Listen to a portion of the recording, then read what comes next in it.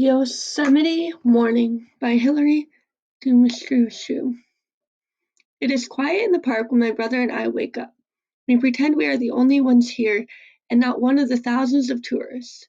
Fresh snow has fallen overnight and blankets the ground, the rocks, and the massive boulders with a silent quilt of white. I take a deep breath.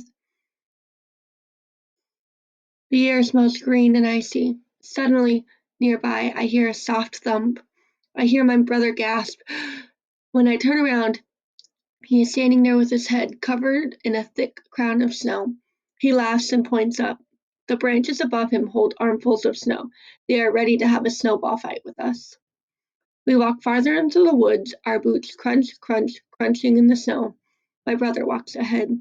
At one point, his entire left leg sinks down into the snow. I run to help, and I, too, sink completely into the surprisingly deep snowbank. We are laughing, trying to free our legs from the snow's grip. I pull my foot out, finally, only to find that it's just my sock that has escaped. My boot is still buried. The forest echoes with our giggles, clear as bells. We finally roll, exhausted, away from the deep snow. We continue our exploration. We wander deep into the woods. It feels like we are all alone.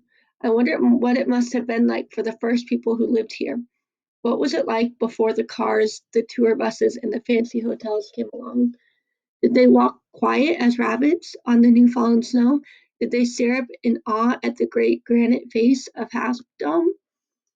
We come to a clearing. My brother holds up a hand, signaling me to stop. At the far edge of the clearing is a small creek, cutting an icy path into the snow. At the creek's edge, a deer is watching us. We freeze. The deer freezes.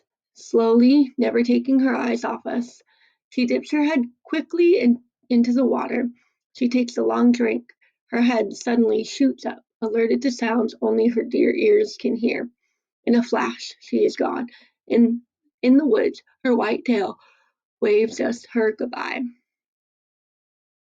We decided to head back to our cabin, as the cold air and snowy walk have left us famished. We talk about the breakfast we will have, pancakes with golden butter and syrup. Our parents, we know, will be waiting for us. They have been watching all along, sipping steamy cups of coffee on the porch of our cabin. Later, we will take them into the woods and show them the silent